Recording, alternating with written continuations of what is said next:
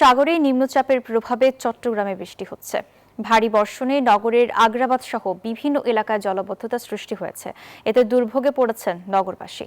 সকালে কাতালগঞ্জ এলাকায় জলাবদ্ধতা এলাকায় পরিদর্শনে করেছেন Chittagong city mayor doctor Shahadat Hossain. এ সময় তিনি বলেন, সিডিএর জলাবদ্ধতা প্রকল্পের কাজ শতভাগ শেষ হয়নি। হিজড়াখালের কাজ বন্ধ থাকায় বেশ কয়েকটি এলাকায় জলাবদ্ধতা সৃষ্টি হয়েছে। টানা বৃষ্টিতে সবচেয়ে বেশি উদ্বেগ তৈরি হয়েছে পাহাড় ধস নিয়ে। ভারী বর্ষণের কারণে ঝুঁকিপূর্ণ পাহাড় ও উপকূল সংলগ্ন এলাকার বাসিন্দাদের নিরাপদ আশ্রয়ে যেতে মাইকিং করছে জেলা প্রশাসন।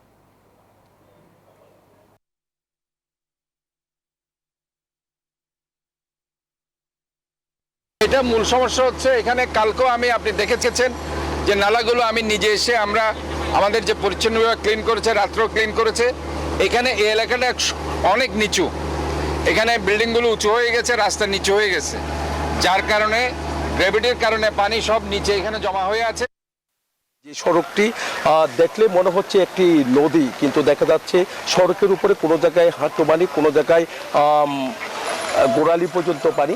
তবে জলাবদ্ধতা যেভাবে হওয়ার কথা রয়েছে, যেভাবে বৃষ্টি হয়েছে 24 ঘন্টায় 280 থেকে 83 মিলিমিটার বৃষ্টিপাত হয়েছে 24 ঘন্টায়, সেভাবে যে জলাবদ্ধতা সেভাবে কিন্তু অন্যান্য জায়গায় যেখানে সবচেয়ে বেশি জলাবদ্ধতা হয় সেই জায়গায় কিন্তু জলাবদ্ধতা হয়নি। একটু আগে কিন্তু আমরা দেখছি চট্টগ্রাম সিটি কর্পোরেশনের মেয়র ডাক্তার শাহাদাত হোসেন কিন্তু যেখানে জলাবদ্ধতা হয়েছে সেই জায়গা পরিদর্শন করেছেন।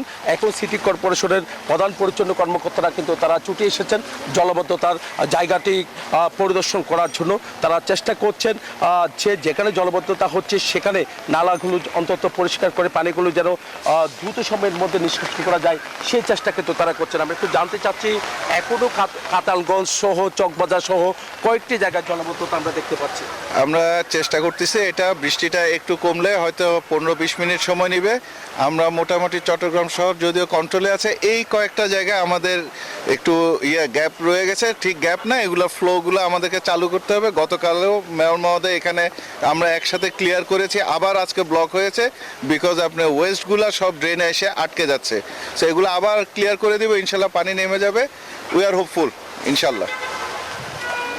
দেখতে পাচ্ছেন এখানে যারা বাসিন্দা আছেন তারা কিন্তু চরম সমস্যার মধ্যে পড়ছেন। সবারই কিন্তু দাবি উঠেছে হাজার হাজার কোটি টাকা যে জলাবদ্ধতা প্রকল্প, সেই প্রকল্পর যেন সুফল পাক। অনেক জায়গায় সুফল পাচ্ছে, কোনো কোনো জায়গায় এখনো পর্যন্ত সুফল পাচ্ছে না বলে অভিযোগ করছেন। এই ছিল আমার এখানকার সর্বশেষ। ফিরে যাচ্ছি স্টুডিওতে আপনার কাছে। জয়, আপনাকে ধন্যবাদ। পদ্মা সেতু, মেট্রো রেল এবং এলিভেটেড এক্সপ্রেসওয়ে নির্মাণের গর্বিত অংশীদার বসুন্ধরা সিমেন্ট।